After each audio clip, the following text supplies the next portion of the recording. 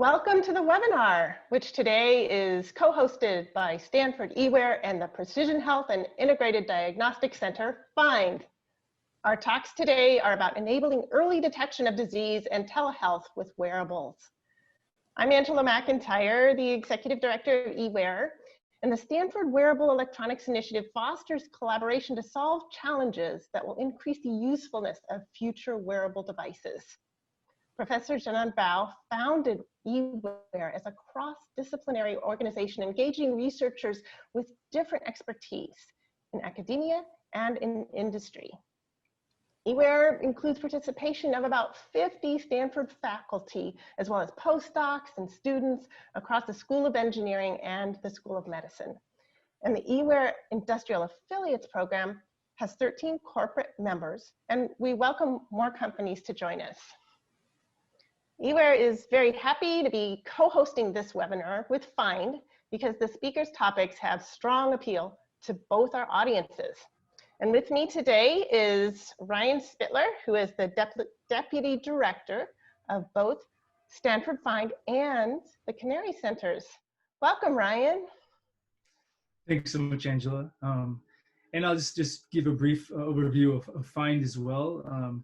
So PHIND, we specialize in keeping people healthy for as long as possible using a variety of different approaches, including wearables, implantables, all the data analytics that comes from multiple types of data and data analyses, including multi-omics, as well as specializing in looking at biomarkers to look at the transition from health to disease. So our view is to try and keep people healthy for as long as possible using a variety of continuous health monitoring approaches. And we have a number of different initiatives that span across the campus, also internationally. We have over 100 participating faculty. We have a fellowship program that we'll be launching next year, as well as industry partners and multiple seed grants. So we're continuing to kind of build up our program and really looking forward to working with everyone, at some point to build out this precision health vision. So thank you. Great, yes, thanks. And for our attendees, thank you so much for joining today. And we encourage you to ask questions of our speakers. Each presenter will answer questions after his talk. So please use the Q&A or the chat to type in your questions on Zoom during the presentations. I'll queue them up and ask the speakers. So let's get started with our first presentation. The topic is pre-symptomatic detection of COVID-19 via wearable biosensors. We welcome our presenter, Ahmed Metwally. Ahmed is a postdoctoral scholar in the Snyder lab at Stanford University. Ahmed attended the University of Illinois at Chicago, where he earned both his PhD in bioinformatics bioengineering and an MS in computer science, focused on deep learning. He currently works on developing novel machine learning methods for longitudinal multimodal biomedical data fusion, both omics and wearable biosensor data, to early detect cardiometabolic diseases and personalize their treatments. Ahmed has received numerous awards, such as the National Institutes of Health Pre-Doctoral Translational Scientist Fellowship and the Best Talk Award at the 2020 International Conference of Intelligent Systems for Molecular Biology. He is the recipient of the Stanford COVID-19 RISE grant and second place winner at the Stanford Health Plus Hackathon. He's also earned many travel awards for educational and scholarly activities. And in addition, I would like to recognize Ahmed for his leadership role in eWare as the leader of the eWare Postdoc Society last year, and for being a reviewer of eWare seed grant proposals. Thank you so much for joining us today, Ahmed. Thanks, Angela. Let me share my screen. Perfect. You guys see my screen, right? I see your screen. You are now it's in projector mode. Excellent. Thank you. Awesome. Okay. Thanks everyone for coming, and thanks Angela and Ashley and Ryan for organizing this amazing seminar. It's always like a pleasure to speak with eWare and PHIND. Those are kind of the most, or like the best two communities to my heart at Stanford. And today the topic is about COVID-19 and how can we detect it. And I really feel that since this is a crazy pandemic and we haven't been prepared for it, I feel like anyone who can contribute into helping kind of, contain that pandemic in any way should be, coming and helping. And that's exactly what we have done at Snyder Lab. So let me just give you an overview about the SARS-CoV-2 infection trajectory. In general, when people get infected or people get exposed, there is a viral load that usually gets increased. And then this is a peak of viral load. And then the symptoms start to happen here. Symptoms takes few days. And then after that, hopefully people recover. And from exposure to symptoms, that's usually around, between 0 to 14 days.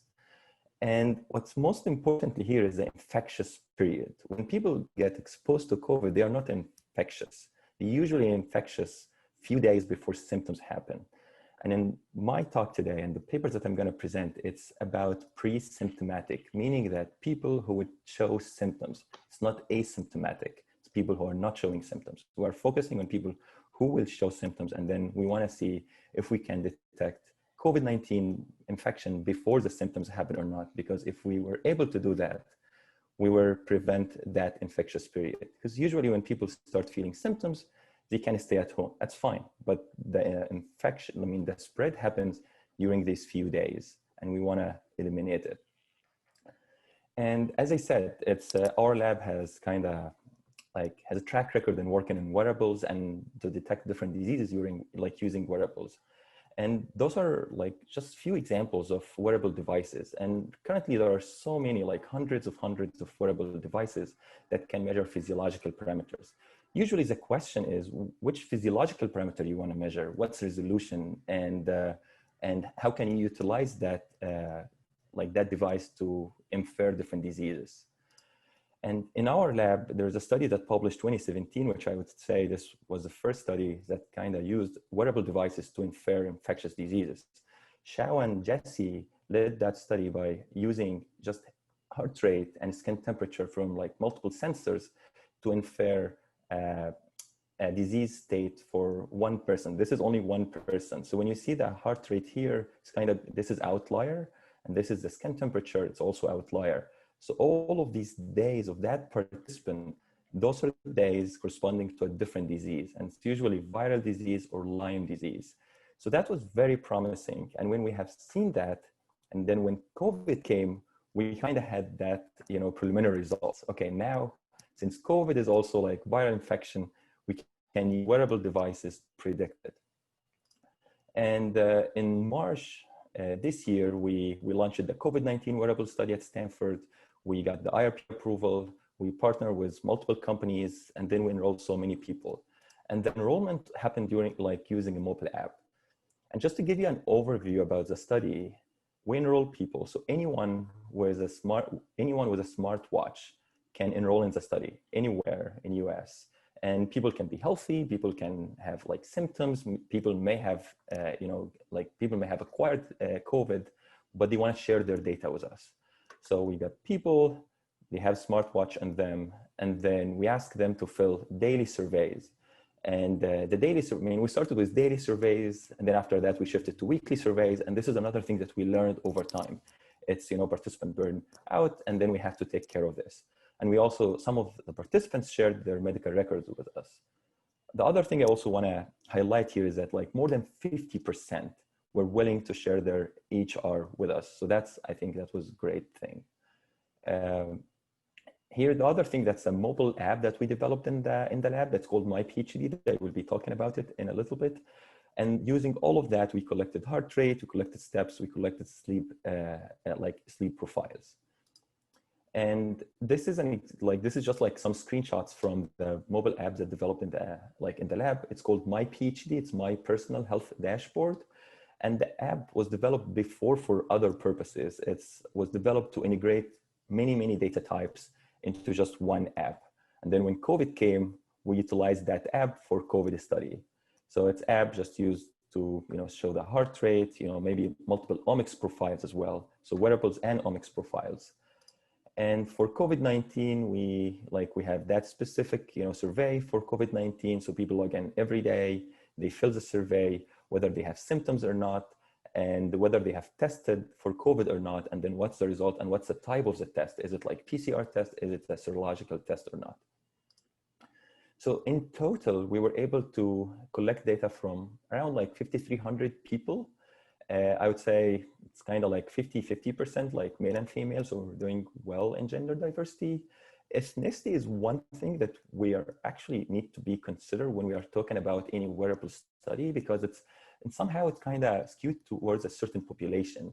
And so like many of the inference that may be done via wearable biosensors may be towards one population, and we really need to address this issue.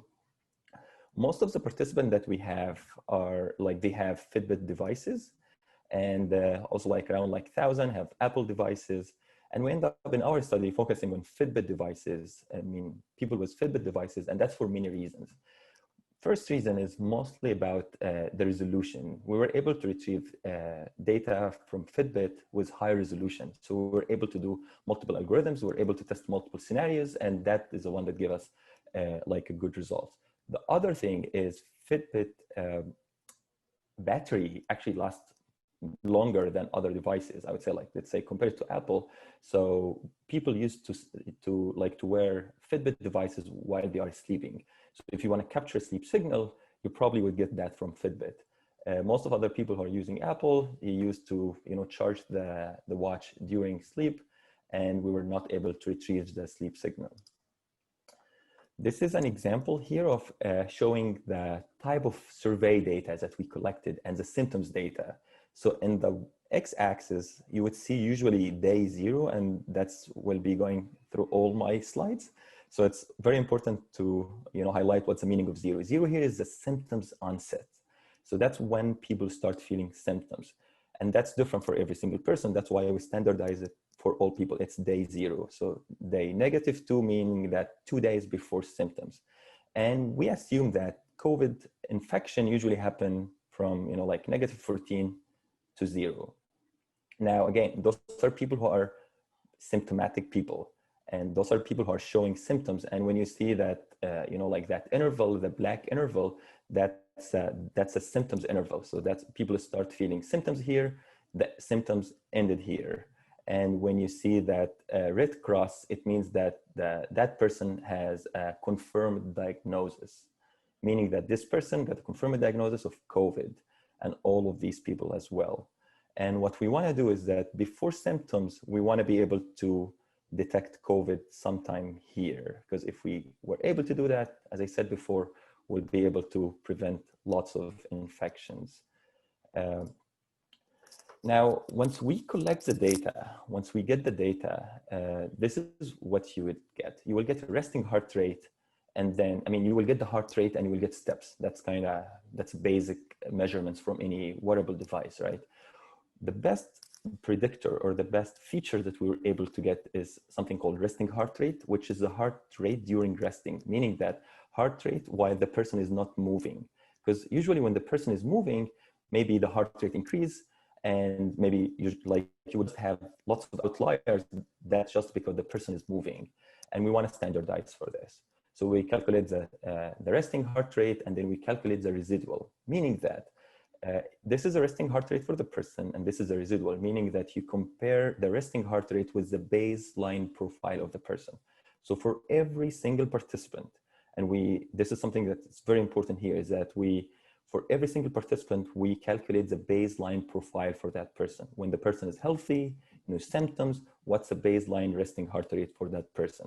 And then we compare every single resting heart rate read or measurement with that baseline profile. And then if we have outlier, we call this as outlier.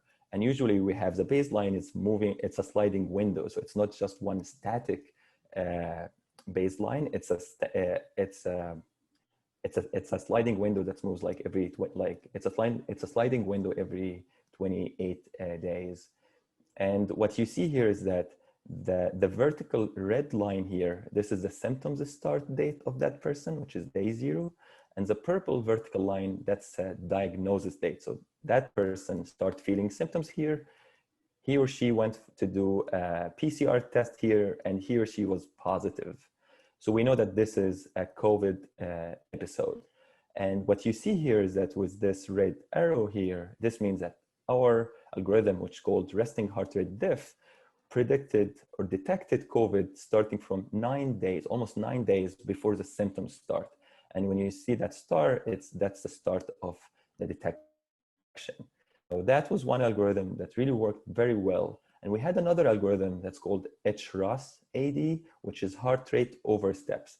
Now, another thing that you also want to consider, instead of using resting heart rate as a feature, you may take the heart rate and then divide it by steps.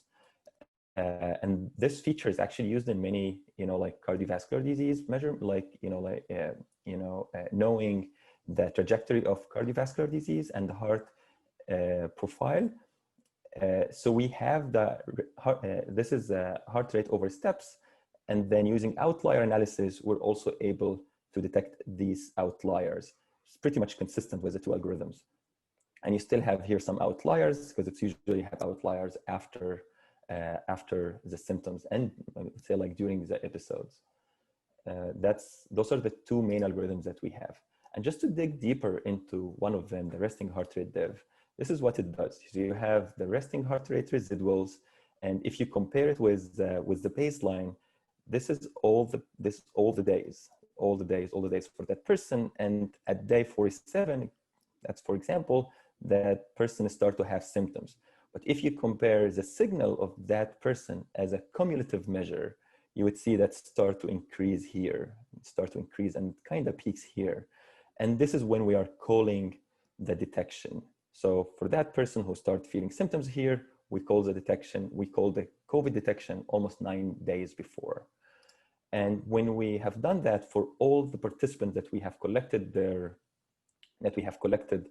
data, you have seen that, again, day 0 here is the symptoms date, and any measurements here, the orange one or the green one, the orange one is a signal from the resting heart rate diff algorithm, and the green one is a signal from the HRAS anomaly detection algorithm. And you can see for many of these people, they have outlier signal before the symptoms onset. Now, why this is great? I mean, people may think that we know that people have COVID, we know that they have COVID diagnosis, so what's the purpose of doing that type of offline detection? So already we know it, it's not informative, right? That makes sense, but the most important thing is that we want to make sure that prior to COVID symptoms, there is a signal that can be detected using wearable devices. Because if we are sure that this is the case, we can design online algorithms that can detect that real time. And that's what we will be talking about in few slides. So just to summarize, what we have done is that for all the people that we have, if we compare the detection time, which is the first detection time before symptoms, that's a panel A here. Day 0 is a symptoms day, is the symptom start day, and then anything like that's negative, that's days before symptoms. In many of our participants, we were able to detect COVID prior to symptoms date, and that's median 4 days before symptoms start date. This is the most important one. Now, this is the one compared to diagnosis. If you compare it to diagnosis day, it's mostly like -7. This is just to show that we're able to do it before diagnosis, but this is not the one that will be used for the online learning. This is the information that will be used for the online learning. The other thing that's also very important is that when you have outlier in resting heart rate or any physiological parameters, that may be related to COVID, it may be related to flu, maybe related to person exercising, maybe stress, maybe traveling, maybe watching scary movie, maybe anything, right? Maybe just anything that's kind of make the body respond differently. And one thing to remove that false positives is that you want to put it in a context. So when you want to do an online learning, if the person is sharing the data with you and you have outlier, you can send some notification to that person. It's like, you have outlier now. Are you watching scary movie? Are you exercising? Are you doing anything that's kind of not, in your baseline? And then if the person said yes, it's probably that's just like a false positive and the person discarded it. But if the person is staying healthy, usually that's usually his lifestyle, it's you want to say that this may be a COVID infection. And yeah, this is for the other illnesses, because we have some people who we have genotyped their other infectious as well. The other thing that we have here is that you may ask, what's the elevation? What's elevation in their resting heart rates? Now, we were able to detect the outliers from the resting heart rate, but then what's the elevation of their delta resting heart rate? In most of the people that we were able to detect COVID-19 before symptoms date, all of them, or I would say like the majority of them, they have elevation generally during that period of detection. As I said before, the detection using the resting heart rate, it's a period, it's interval. And then we're able to find that like for that person, for example, the resting heart rate was elevated by 8 beats per minute compared to the baseline profile of that person. And you can see that for many of these people. There's one interesting case here that's 62. That person, the resting heart rate during the detection interval, the resting heart rate was increased by 62 beats per minute. And that's a lot. And we're thinking that that may be false positive, but then what we found is that by confirming through multiple devices, this actually was correct. And is it because of just COVID or something else? Is it severe COVID or not? That's one thing that we're very interested in. Now we have single region because we have people, when we detect their COVID infection prior to symptoms, they just have a single bump, just one increase and then it goes back. But then there are other people that have multiple regions, like just go up and then go down and then go up and down. And there are other illnesses, and this other is it's like different shapes. So in total, usually with COVID-19 participants, there was elevation of on average 7 beats per minute for the detection period. Now, another interesting finding is the steps. People around the COVID-19 onset detection, they actually start to walk in less, or they have less sleep count. What does that mean here? So day 0 here, let's remember, day 0 is the day of symptoms, right? Anything negative, it's before symptoms. Anything after, it's after symptoms. So here we have a window of 21 days, 3 weeks before symptoms start and 1 week after symptoms start. And what you see here is the steps per day, total steps per day for every single person. And for example, that person, you see that when you see star here or the asterisk here, this is the detection time that we have from the resting heart rate depth algorithm. So this person started to have symptoms here, but then we were able to detect the COVID-19 here. And what you can find is that we compare the steps before the detection time and after detection time. And we did that for every single person. And then what you can see here is that people before COVID, they walk more than after COVID, and that's about symptoms. It's most interesting here is, and I would say it's critical because people might think that it makes sense, right? It's when people start to have the disease, start to have feeling, they will not walk that much, or they will not exercise that much. That makes sense. But that analysis was around, it was not around the day 0, it was around the detection day, meaning that our detection is actually working. And you can see that. It's for this person, for example, start to have less steps after that. That person start to have less steps after this. Again, this person from here start to have less steps here. And that, I would say, gives you the the feeling that wearable sensors may detect subtle differences that we as people, we may not be, quantifying it in a normal way, but the wearable sensors, they can identify those, that decrease in steps, and then doing analytics, you can actually retrieve that small difference. That is one. Let me just go fast around this. So we have the same thing with the sleep. We have done the sleep, also compare the sleep before and after symptoms, before and after COVID-19 onset detection. And we found that still the same thing. People after COVID detection, which is our detection, it's people start to sleep more.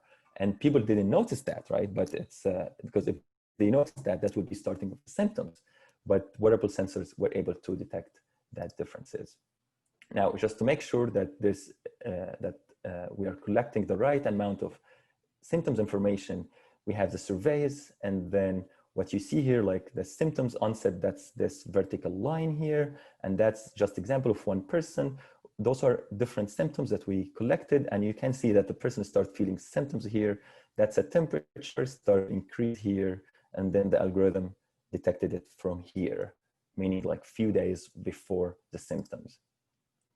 The other thing here is, as I said before, what I've talked about before is offline learning. What's really important is the online learning, because that's the one that you can, people who are not infected yet, they have the watch on them, they go in the streets, and then once there is an outlier, we send them a notification, hey, there's something that might be, like outlier. And then we ask them those questions.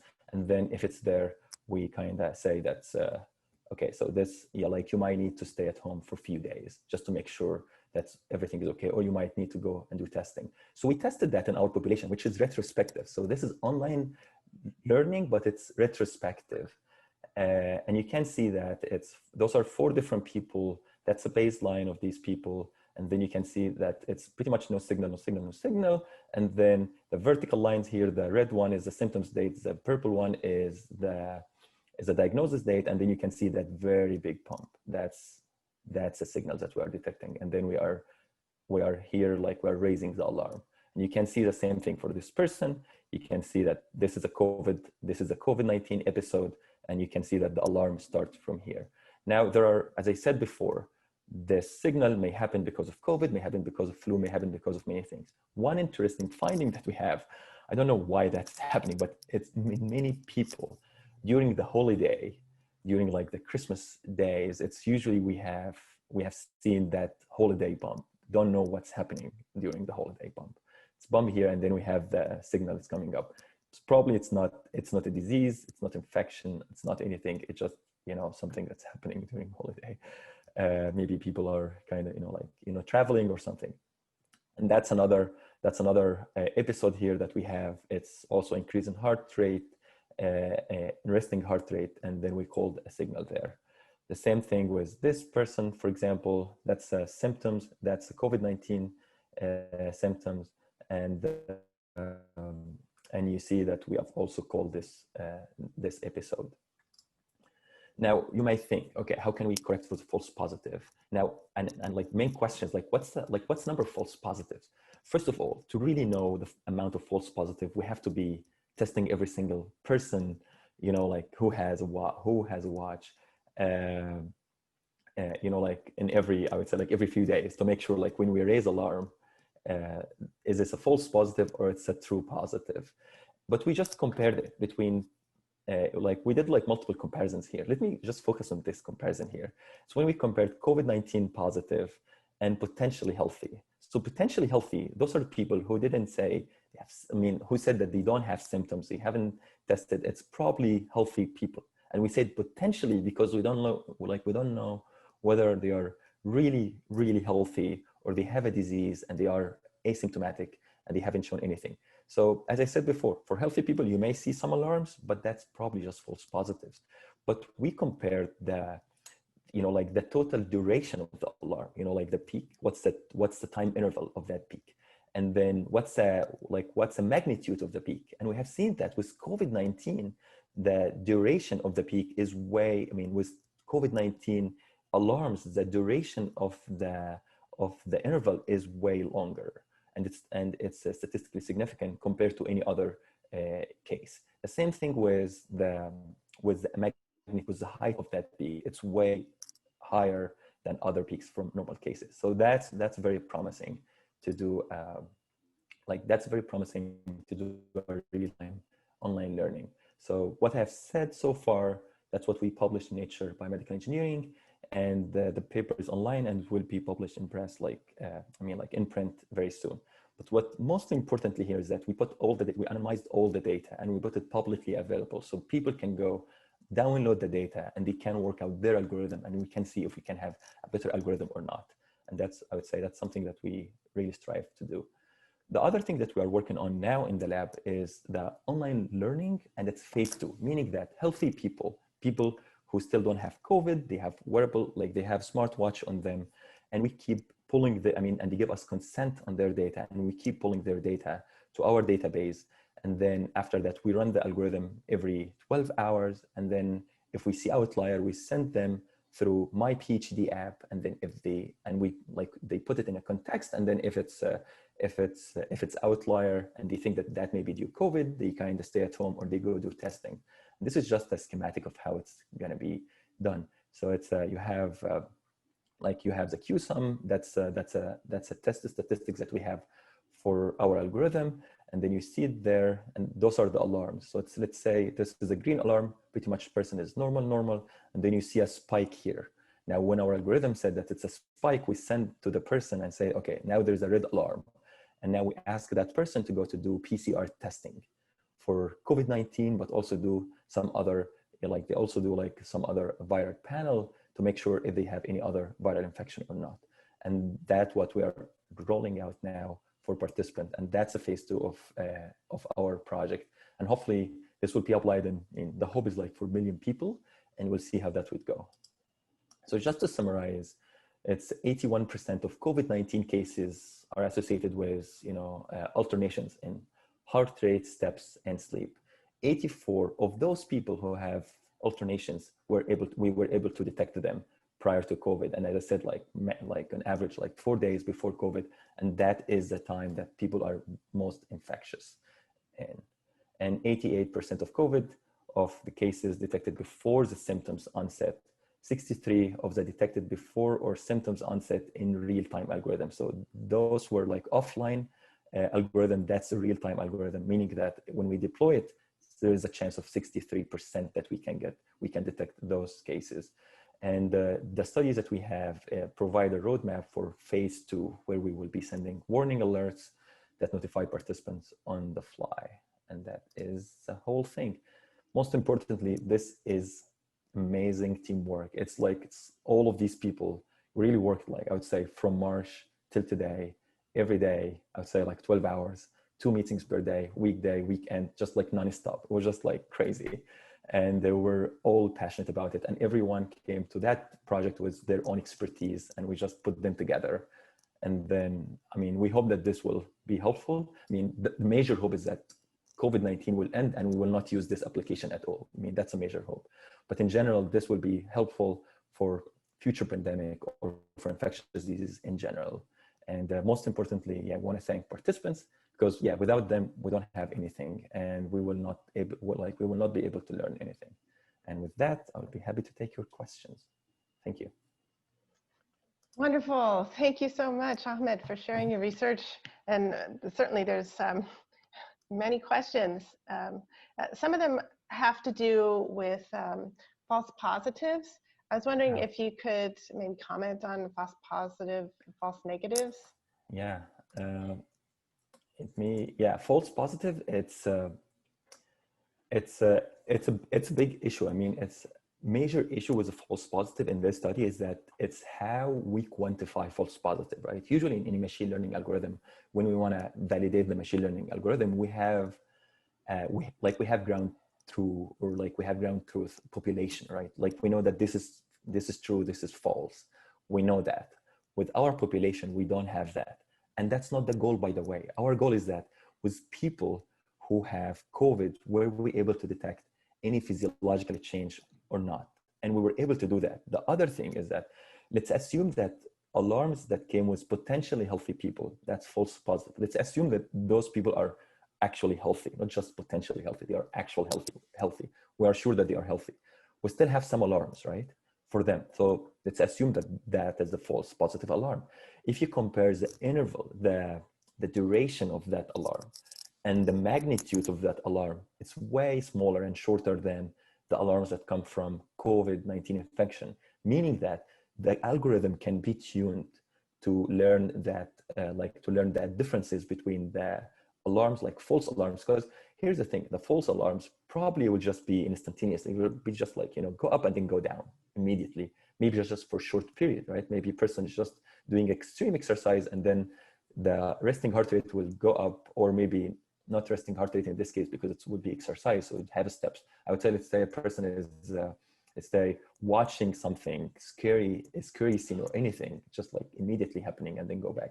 So the promise here is that with having a lot of data, we would be able to learn the differences between COVID-19 alarms and the healthy alarm, which at this case would be false positive. The other thing that I also want to highlight here is that what we have done so far may not be related to COVID-19 per se, may be related to infection in general, right? Maybe COVID-19 maybe also applied to flu. The cool thing about, I mean, not the cool thing, but I mean, like, it's something about COVID-19 is that there is the incubation period is long. So it's not, I mean, it's from 0 to 14 days, right? Versus other viral infection, the incubation period may be 2 or 3 days, meaning that if I got infected today, probably tomorrow and after tomorrow, I will get the symptoms. I will just, stay at home.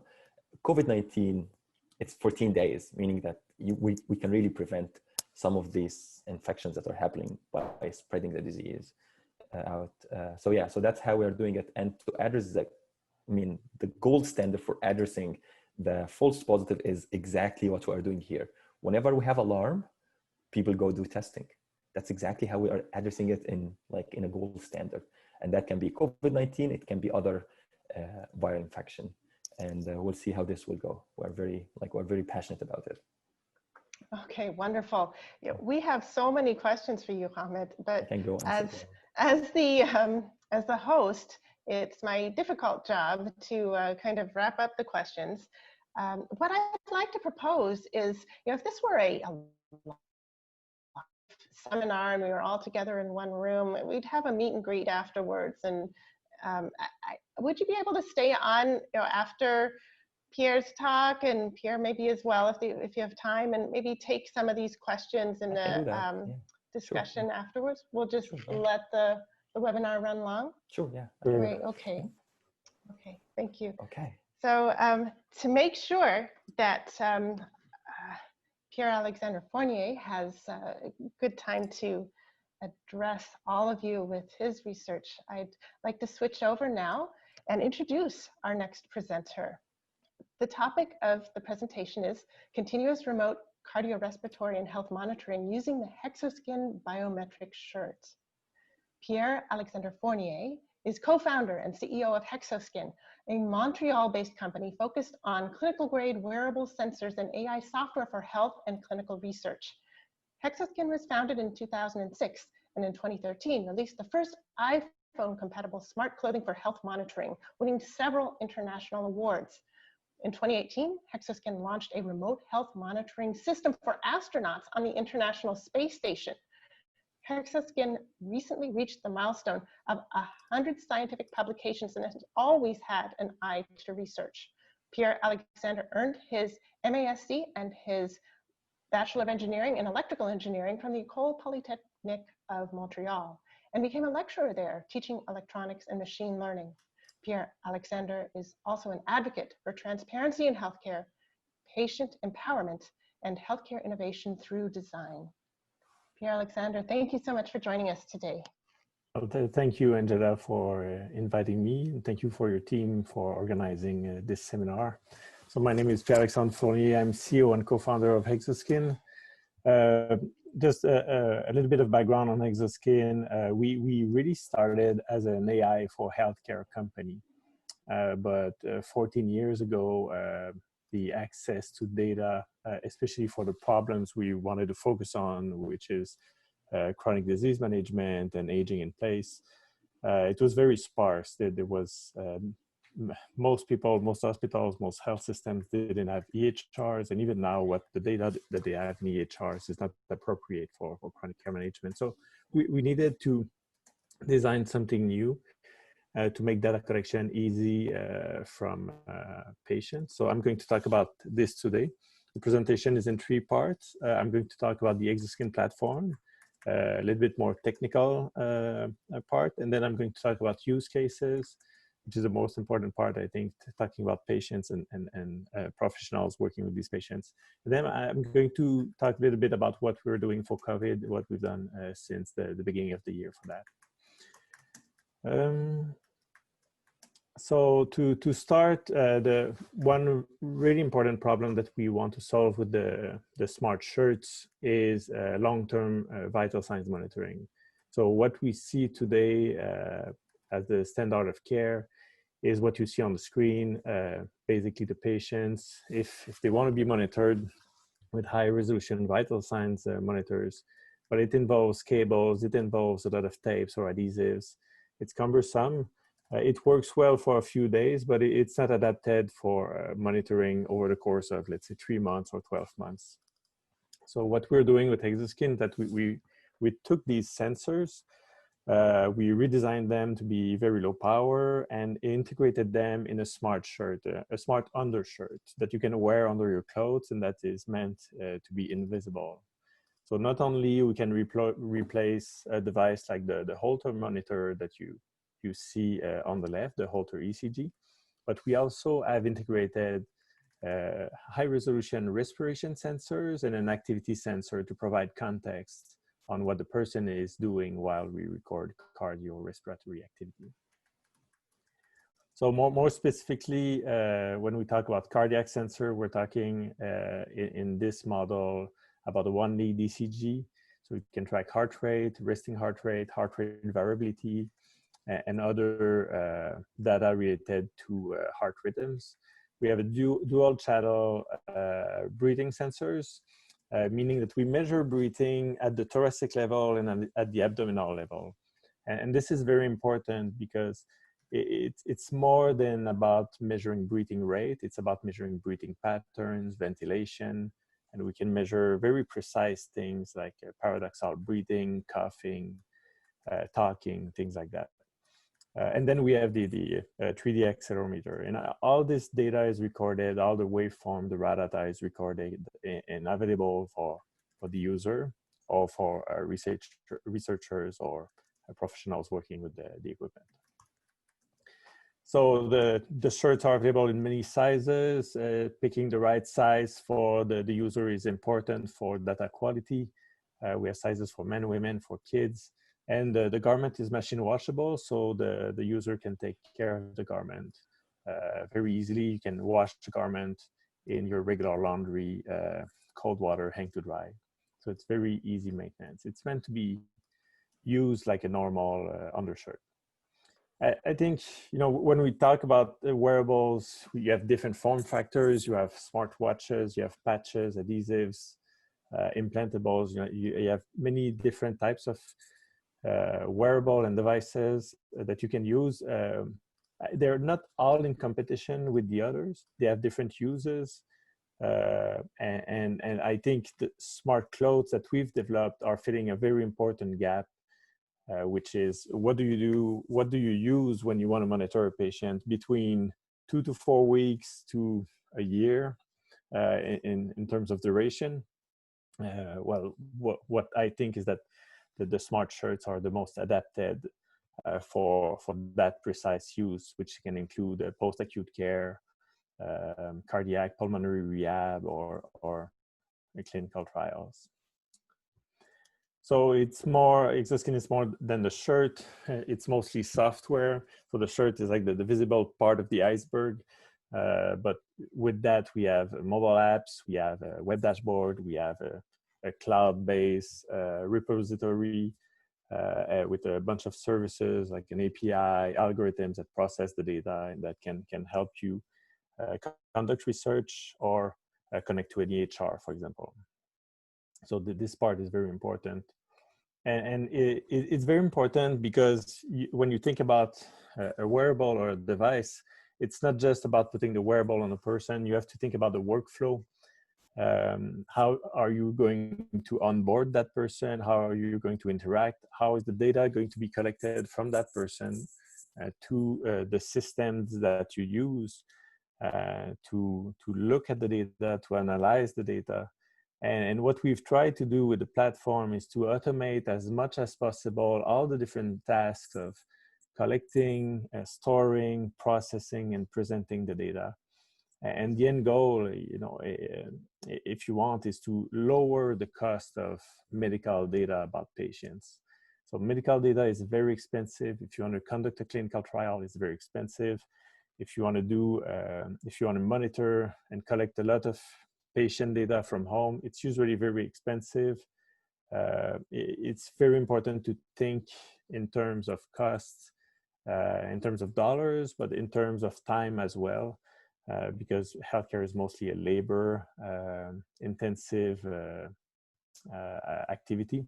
So we want to lower all these costs, collect the data automatically, and as much as possible, automate all the cognitive processes that are involved in looking at this data and acting on this data, so that we can free up time for the medical providers to do the other tasks that they have to do with the patients.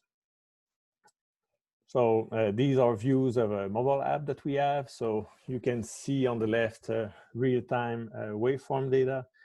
There are different tests, there are different annotations that the users can enter. You can add questionnaires, questions, and add also manual entries from other devices. For example, if you want to collect temperature, you could use a Bluetooth connected thermometer, or you could use any thermometer that they have at home, and it can enter the data manually in the app. So this is good for symptom correction, for chronic care management, or for clinical trials, for example. We're also developer friendly. So we have an open web API where you can, let's say you're a professional or you're a researcher and you have cohorts of patients, you can automate pulling data from the user accounts to, for example, take this data and put it in another software platform. And you can automate all these tasks using the web API and our algorithms, but you can also have access directly over Bluetooth to some of the data that we record with the smart shirts using the diversity of platform. You can go to hexoskin.com/developers, and we have a lot of tools, sample code that can help you start projects with our smart shirts. And there's also, like Angela mentioned, there's over 100 papers that have been published with the Hexoskin platform. These papers were published by the research community that has been, growing around the platform, which makes me very proud. And our team is really excited to work with all these people all around the world using the Hexoskin platform to advance medical knowledge. And the nice thing about that is that you have access to all these validation papers that you can build on top of to build additional things and to discover new things in using real life physiology signal in natural environment with your clinical participants or your patients. So that was the first part. So the platform, the more technical side of the platform. I'm going to talk about a few use cases that we really like with the platform. The first one is in cardiology. It's rhythm diagnostics and heart rhythm analysis. I think it's the most obvious use case for the smart shirt. There are other companies that are trying to do this as well. I would say we are the company that has the most validation and most literature about that at this point. But what's important to note is that what you see on the left side are actually very optimistic cases of wearing a Holter monitor. Usually the providers are going to put a lot more tape because the cables are pulling on the electrodes. And when the patient moves, you lose the signal most of the time because all these cables are moving and it creates a lot of artifacts. It's very uncomfortable for the patient. And what we found, recording thousands of people with the ECG shirt and comparing it with the ECG quality of a Holter monitor, not on a patient sitting on a chair, but a real patient wearing the Holter monitor with cables over the course of a few days or a few weeks, is that we end up having more data and more quality data with the ECG shirt than the Holter monitor. So I think over the long term, the ECG shirt will become a new standard for ambulatory cardiac diagnostics and disease management. Then we have respiratory sensors in the shirts. as illustrated on the right, they're located at 2 places. What they do, they're not stretch bands. They don't just measure a simple movement. What they really do, the physical principle behind it, is that we measure the area within the loop that goes around the person's chest, so that we can approximate the shape of the torso of the patient. And that way we can measure not only can we give you the best breathing rate of any wearable that exists today, but we can give you precise waveform about the breathing patterns of the individual. Was the person breathing from the thorax? Was the person belly breathing? What was it? Paradoxal breathing, and many other things. So there's a lot of work to be done on that. It's still new. It was not the signal that was very accessible before Hexoskin introduced this project. So this product. So there's a lot of research opportunities to use the Hexoskin Shirt for research on respiratory diseases like COPD, asthma, cystic fibrosis, and IPF, lung cancer, and other lung diseases as well. So it's a very exciting field. And it replaces basically a lot of devices that are being used today to monitor respiration, which have a very limited use in a real life environment.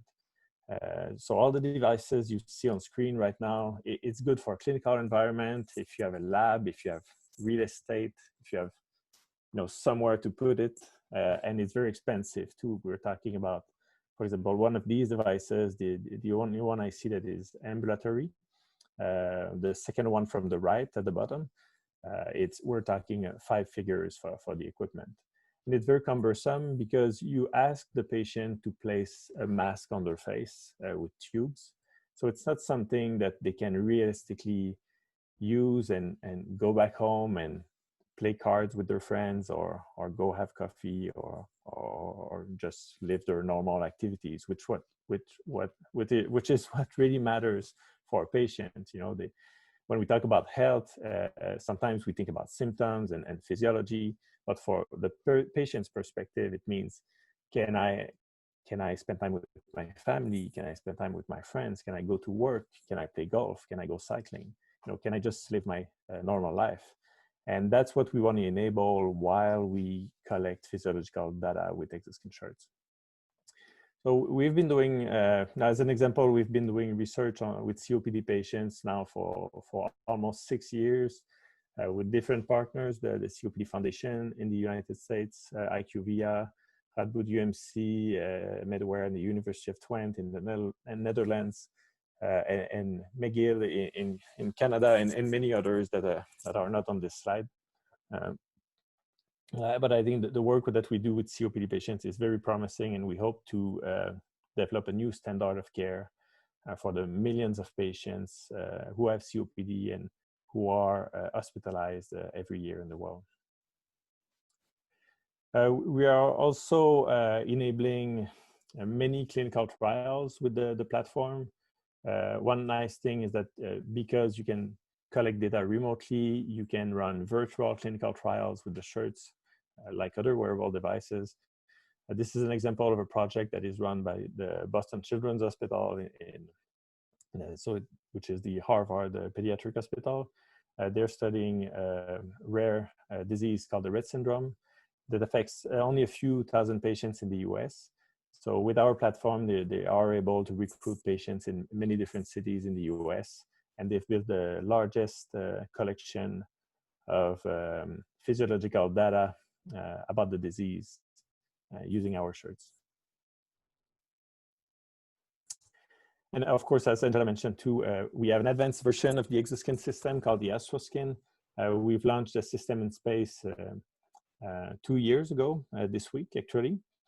And it has been used by about 25% of the astronauts to visit the International Space Station so far. We are shipping our 7th space payload tomorrow with SpaceX mission 21 to the ISS.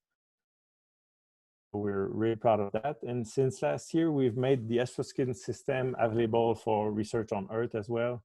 So it's a very interesting system because on top of what is available with the Hexoskin, you can measure SpO2, you can measure PPG, you can measure blood pressure, all of this continuously and in real time using a smart shirt and a headband. The headband is because we measure PPG and SpO2 on the forehead, which is a very accurate location, very reliable location for that type of sensor. So if you're interested, you can go on hexoskin.com/Astroskin and you'll find more information about that system. Now, so as you can see, there are many different use cases. So we started developing a platform for cardiac and respiratory diseases, and we ended up developing a platform where people develop new digital biomarkers and new standard of monitoring for a large range of health conditions. And of course, our company cannot invest in all these domains, but because we have open our SDKs, our APIs, and we have a team internally that can support clinical research in various ways, we are able to crowdsource all that research for the benefit of patients and for the benefits of advancing medical knowledge. So we're really proud of that as well. So just to finish, I'm going to take a few minutes to say what we do for COVID-19. Ahmed talked about early detection of COVID-19. We've been working on that subject. But what I'm going to talk to you today about is about patients who are already diagnosed as positive and who are recovering from home.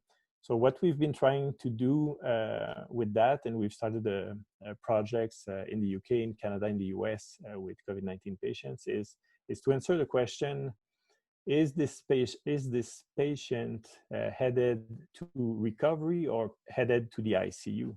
We want to try to predict the patient trajectory using vital signs that we collect with the Hexoskin shirt and questionnaires, so symptom questionnaires.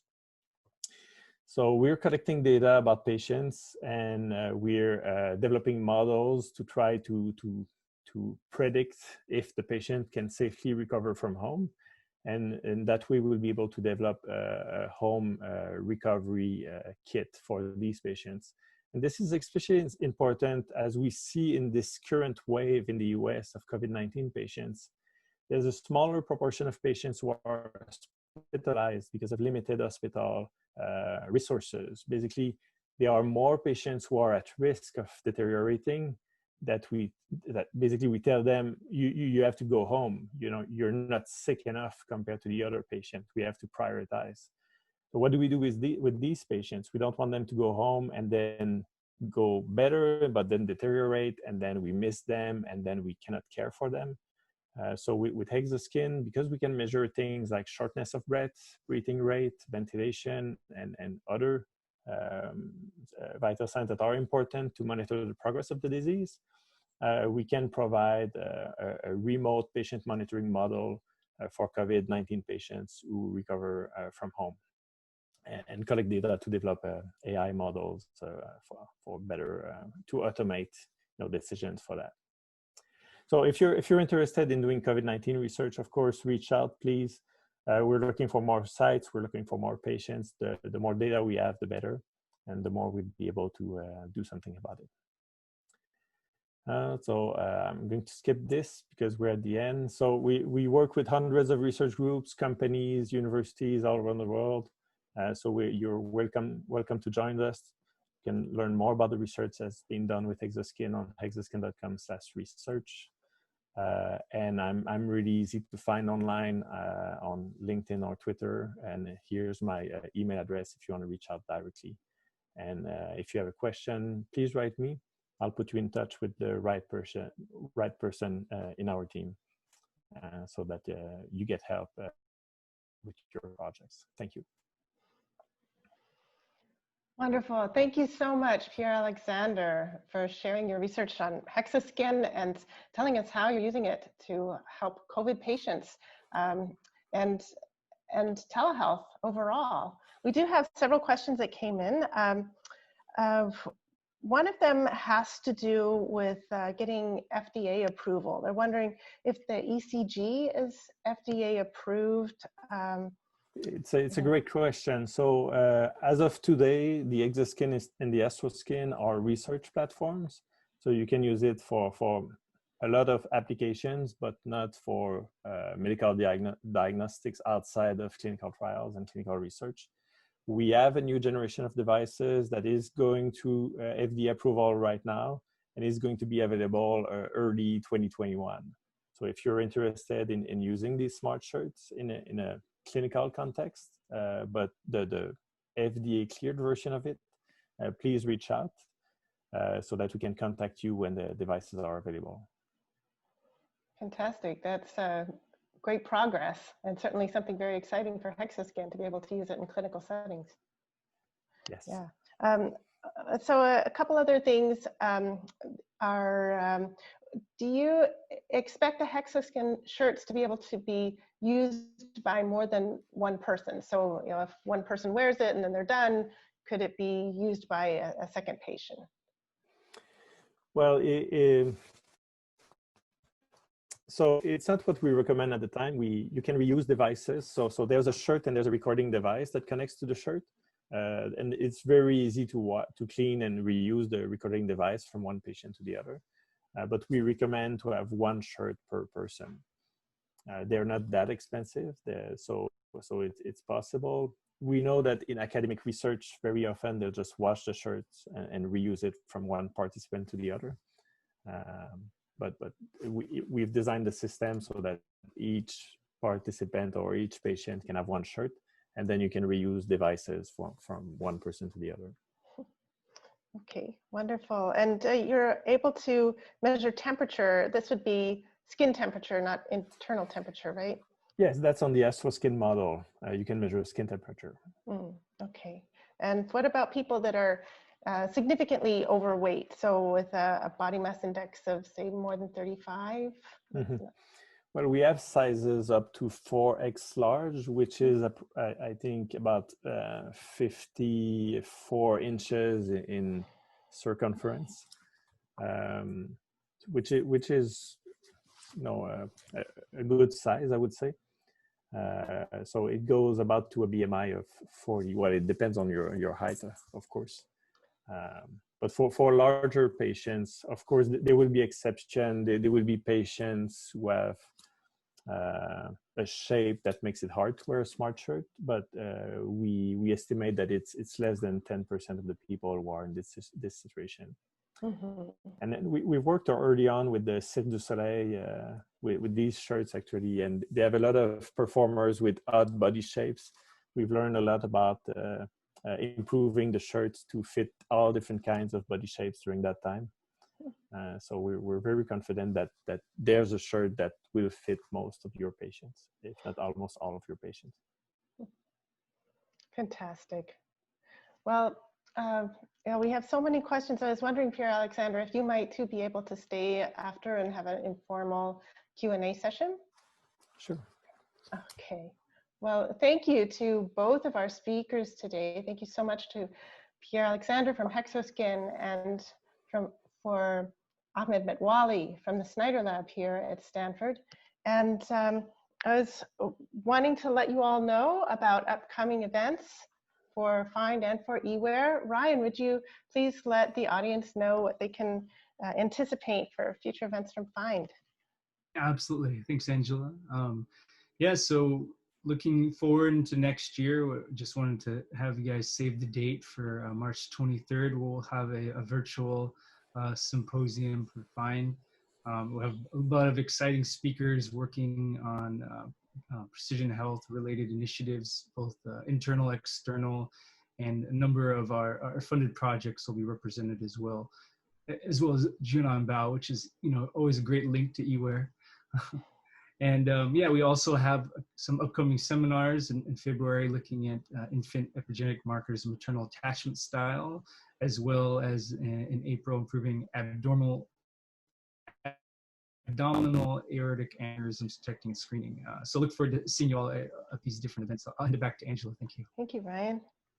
So for eWear events coming up, we have a seminar in January 27th. It's about soft battery-free wireless sensors and photonics for assessment and stimulation of biological symptoms. So these would be implantables as well as wearables externally. And we'll be having Professor Philip Gutruf from University of Arizona presenting to us. And then our symposium for eWear is going to be at the end of February, so that's February 25th. It's an all-day medium that highlights research from across the different schools at Stanford that's relatable to wearables and features professors as well as postdocs and some of our corporate members as well.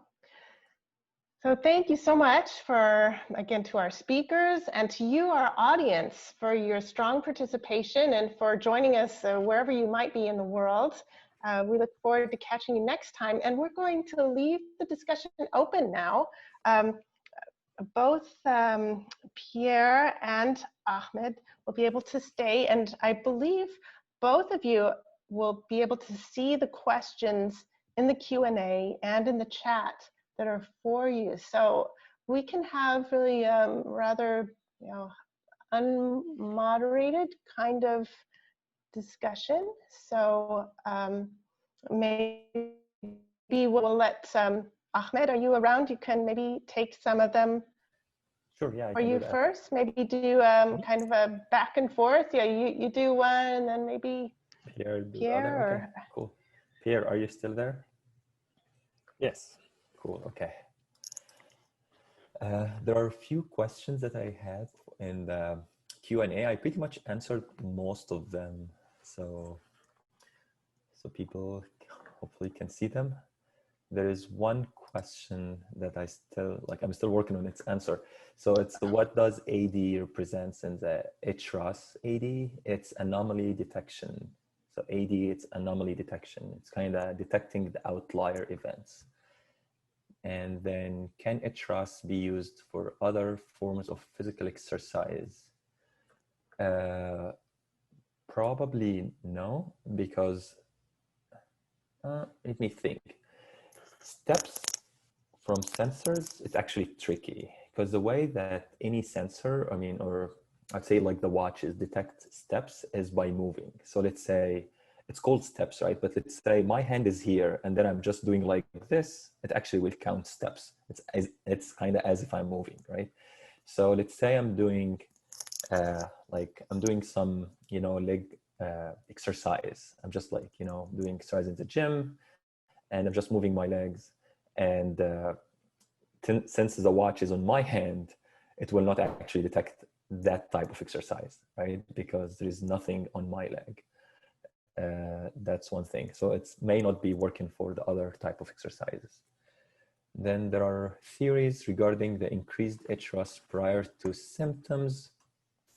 So HRAS by itself, it's a form to account for increase in heart rate due to running and, just like moving.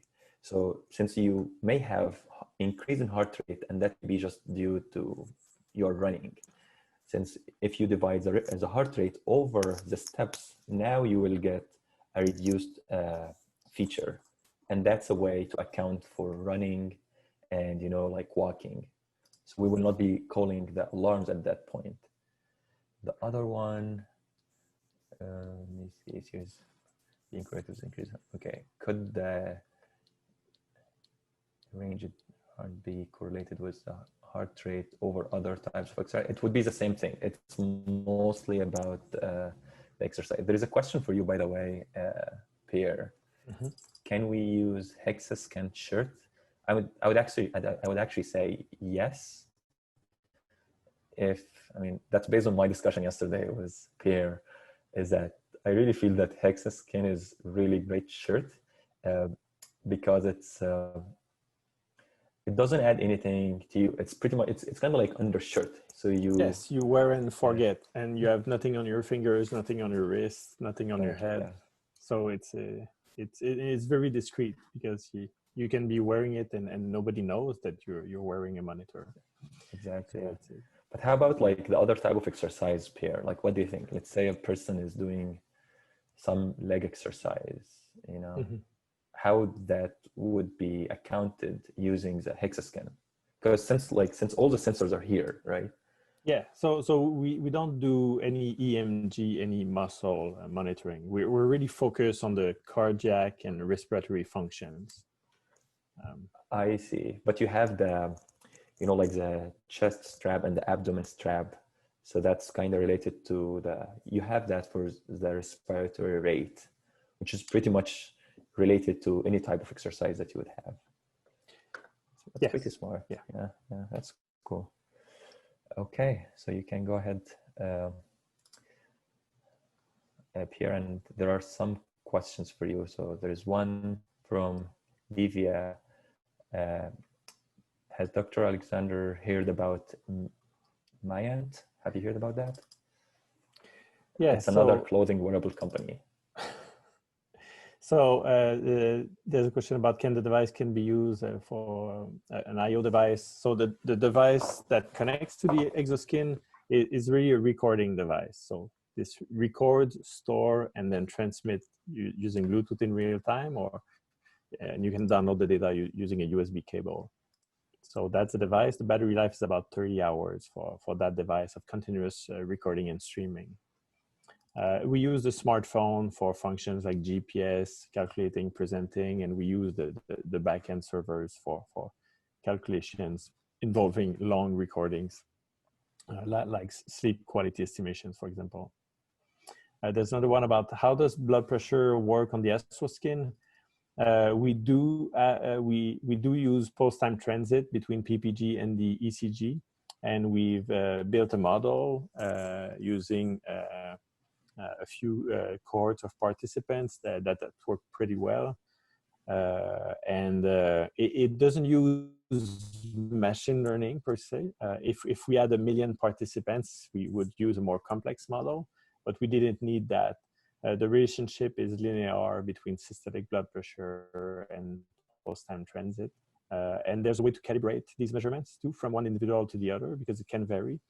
But the nice thing with the Astroskin is because the PPG sensor is located on the forehead and your head is about at the same location with respect to your heart, all the time, which is not true for a sensor that you would put on your wrist, for example, which would get a lot of artifacts related to arm movements.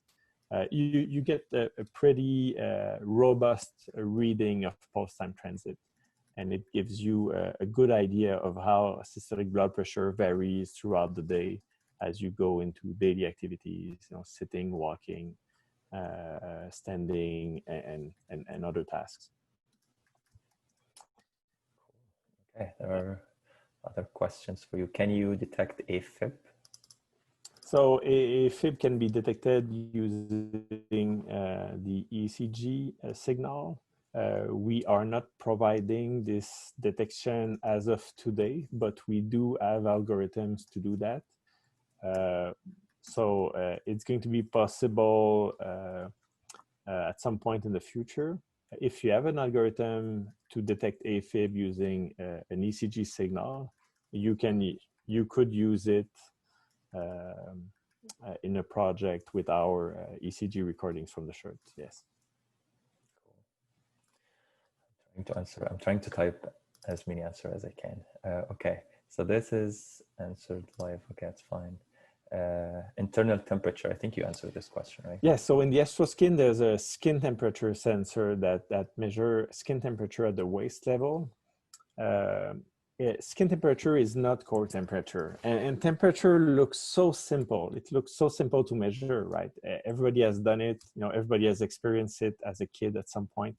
But it's actually pretty complex because when people talk about core temperature, they're talking about the temperature of your vital organs.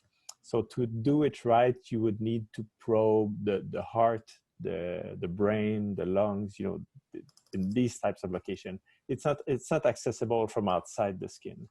So what skin temperature gives you is things like an indication of caloric expense, the relationship between the body temperature regulation and the environment. So you can do things like that, but it's not core temperature, and continuous core temperature measurement is actually quite a challenge. I see. That's cool. The other one, how does blood pressure monitoring work on the Astroskin? I just answered that with the post-time transit between the ECG and PPG waveform. And just by the way, we're very transparent about the way we compute all these metrics. We give you access to the waveform. We give information about the algorithms. We believe that if you do health research, if you deal with people's health, people shouldn't have to trust what you do. They should be able to see it. If they want to look at it, they should be able to look inside the box and understand how the system works. And that's how we design our system.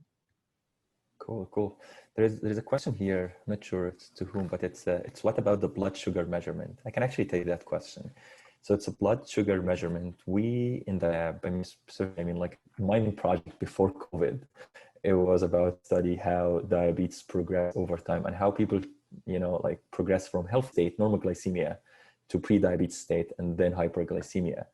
And we use a CGM. It's a device that measures glucose every 5 minutes. It's kind of continuous measurement of glucose, which has electrochemical sensors that goes into the interstitial fluid and measures the glucose from there. I would say it's good for continuous monitoring of glucose. About COVID, it's actually interesting because there is one observation that many people after COVID infection, they actually develop diabetes, meaning that people before COVID, healthy, no diabetes, but then they got COVID, they got the infection, and then after that, they have increased in their glucose level, which we call it hyperglycemia state. And I mean, historically, or previously in many viral infection, usually after people get viral infection, they have, fluctuations in their glucose level. But the observation is that it's usually in any other viral infection that, fluctuation, it goes back to normal very fast, maybe within a few days. But with some people after COVID, they actually still have hyperglycemia for 3 or 6 months after COVID. And it has been shown before that many people, after some types of viral infection, they can develop diabetes. Cancer, for example, by the way, it's developed in many cases by viral infection. And that's why when I was talking with Pierre yesterday, it's like people who are downplaying COVID, it's saying that we got COVID and now we are healthy. It's not just about COVID. It's not just about being healthy from COVID. There are long-term impact. It may not be affecting you, but it's actually affecting so many other people. They may develop, heart disease. They may develop diabetes. I mean, we just don't know what will happen. And there is a project that I'm working on now, about studying the long-term impact of COVID, specifically from a diabetes perspective. So in that regard, we're measuring blood sugar continuously, and we're measuring blood sugar also at home. So we have at-home testing devices like microsampling. If you go to Walgreens, there are some A1C kits. A1C is the marker for diabetes. You just purchase that device, and then at home you prick your finger, and then you put a microsample there, and then it gives you the A1C, I would say, after a few minutes. And we are using these devices to monitor these people at high risk after they get COVID to see if they are infected or not. So that's about blood sugar measurement. Cool. Okay. So there is one for COVID-19 with Hexoskin. I don't know. But I have a question for you about that, Ahmed, if you don't mind. Yeah, go ahead. You've done most of the research you've presented uses heart rate measurement, heart rate, resting heart rate, and step measurements for early detection of COVID. How do you think metrics like step cadence on one side and breathing rate and shortness of breath could improve on these algorithms? Yeah, there was a question, I think, by Mahmoud Sawabi who has asked that question. It's actually a great one. The one thing we really think it's really good is shortening breath, respiratory rate. Because those are very related to COVID, right? And I'm assuming when people start saying that we have symptoms, shortening breath, that's when they have really decrease in their, respiratory rate and like the feeling of the breath. So I'm expecting that prior to that, by 1 or 2 days, if you are really measuring the respiratory rate, you will see a subtle differences. Then comparing that to the baseline, you would be able to call these outliers. It's a main issue that we had. What is a device that we can use to measure respiratory rate accurately, and kind of cheap device that many people can have it? That's one. We couldn't find anything. Till I talked to you actually yesterday, and then you told me about the shirt, which when you told me about that, I was thinking, okay, so shirt, like, should everyone wear a shirt? It may not work, Pierre. And then you told me, no, there is a good use case. You just put that on people at high risk, like healthcare workers. Yeah, population with a high prevalence, like healthcare workers and some service workers, first responders. Yeah, so that's why, so that would be, so respiratory rate is actually good measurement. SpO2, the blood oxygenation, it's actually a good one. Before, I would say, like March, April, May, there was no good watch to measure SpO2. Right now, there is Apple Watch, the new watch. There is Fitbit Sense. They have the sensors. They have the infrared and detector sensor that can measure the SpO2 in a high accurate manner. But before, where most of these measurements were just like inferring the SpO2 from the PPG sensor, which is kind of inference of inference. So that may not be that accurate, and it was mostly like just giving you the difference. But now I think, yeah, we should be able to integrate the SpO2 more. Okay. There is, you mentioned, I think that's a question for you. You mentioned manual input such as temperature. Is there a way of incorporating other wearables into the platform? I'm not sure. We can go for this. Absolutely. We can work with Bluetooth connected thermometers and make them work with the phone. There's a way to work with the Apple Health platform to do that. Do directly in our app. There's so many devices that are not necessarily wearable, but that can be used by a patient in a way that's convenient and easy, and that can be used to collect data automatically using Bluetooth. You can have a connected blood pressure cuff. You can have a connected weight scale, thermometer. There's a lot of options. It really depends on what you're trying to measure. I think in general, you shouldn't put too much burden on a patient or a study participant. You should have them just use the devices you really need for the endpoints of your clinical trial. And we tend to recommend using as less technology as possible with patients, especially since a lot of patients are not literate with all these devices, and it's not always obvious to use. But if a metric is very important, is a good endpoint for your, let's say, chronic care management program or your clinical trial, there's absolutely a solution to do that in a way that's convenient for the patient, that's efficient, that's not too expensive, and where you cannot collect all the data to be able to work. Yeah, I can't agree with that more. It's really decreasing the participant burden is very, very important, especially in long-term studies. Like if you want to have continuous monitoring for participants, it's very, very important to just measure what you want, because people would be very motivated in the very beginning. Yes, we want all of these sensors. So yes, they're fancy, they measure lots of things, but then in the long run, you will have lots of people dropping off from the study. So it's, and we have seen that. One example is that when we start having the app, we start asking people daily on their symptoms. We have like long survey.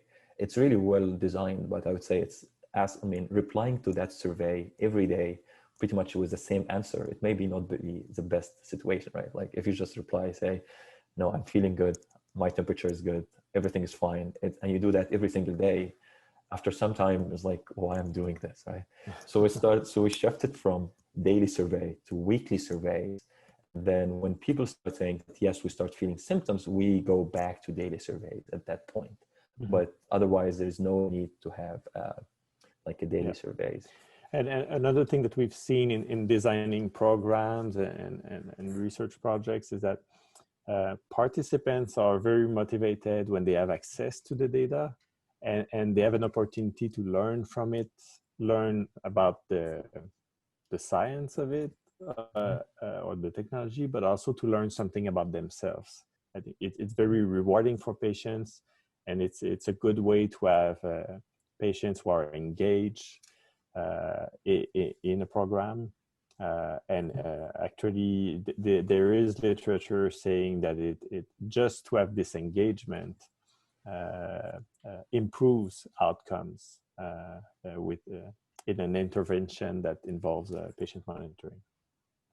One thing that we also do in our studies is that, I mean, the COVID-19 studies and other studies, but let's say COVID-19 wearables, is that we usually send them, like we send our participants, you know, like a review of our study, how the data were actually helpful to detect these cases. And we always keep them engaged in like how we use the data, because there are many studies that just collect data and then they don't use it.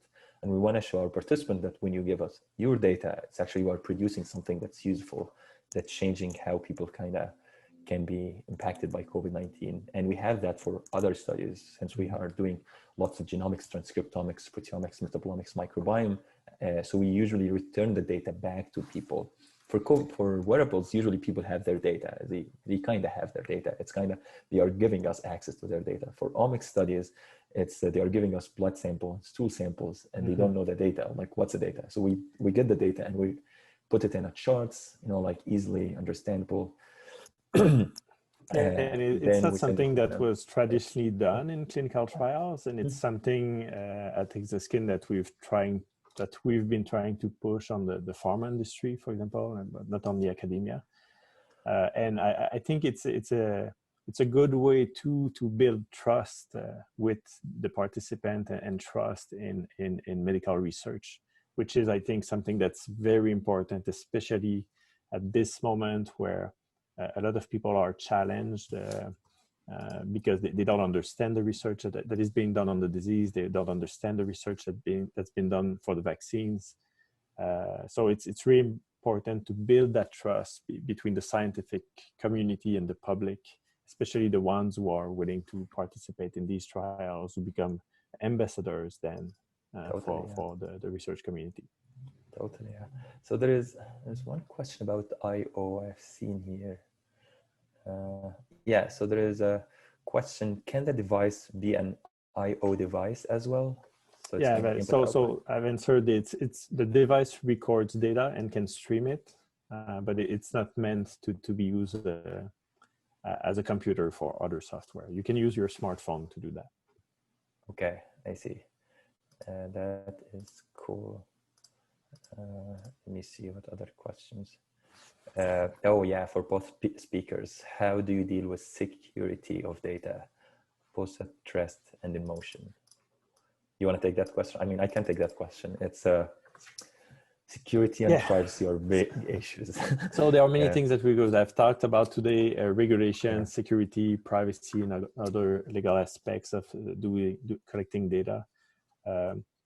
I think what's important is that we have a contract with the patients and with the research participants,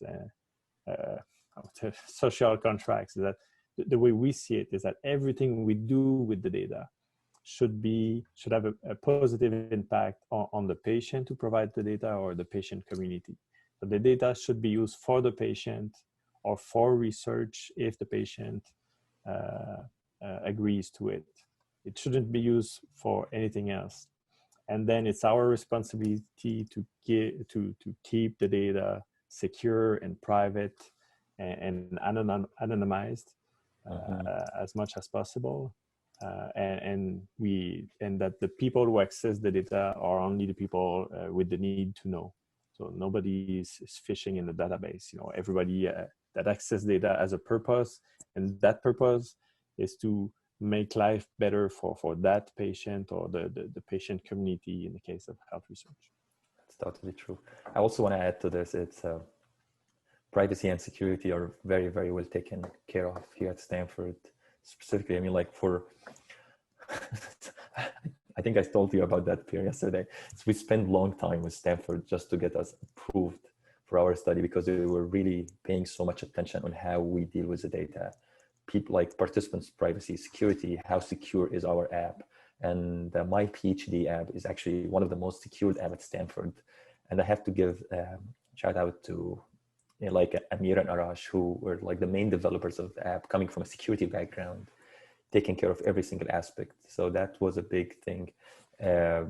Sometimes like it delayed us a little bit because we really have to, address these corner cases. But at the end, we're, feeling comfortable addressing those because we know like addressing those, I think, will make people comfortable sharing their data. And we also would be comfortable that there is no other adversarial attack would be happening to our database. So that was something that, we spent some time on. There is a question about, maybe the last question. It's a question for me, actually. Did you have access to any of the SpO2 measurements from Wearables for the COVID-19 detection? So we had access to some of the SpO2 measurements from Fitbit, but it's not absolute measurements. So the way Fitbit used to measure SpO2 at that time was difference in SpO2. So it's different from baseline. So let's say today it's some number, let's say it's 97, tomorrow is, let's say 90, 96. So it's difference like -1. So when you get -1, you don't know whether it's -1, it's 90, from 97 to 96, or it's from 90 to 89, right? So you don't know that. So we ended up not using it, but I think nowadays there are, as I said before, like the new Apple Watch, the new Fitbit watch, they have the gold standard for measuring absolute SpO2, and we should be able to integrate it. The cool thing about our platform is that it's device agnostic, meaning that we can integrate, it's not really towards one specific device, meaning that we can really integrate any device to our platform as long as they are giving us a measurement that would be good for the detection. So I think that would be enough for today. I think I wish we have longer time just for people's time. I think it was Thank great. you, everybody. Thank you for attending. Thank you, Ahmed and Angela and the team for organizing this. Cool. And thank you, Pierre. And most importantly, thanks everyone for attending and for all your amazing questions. And wish you a great day or a great night, wherever you are. Thanks. Bye.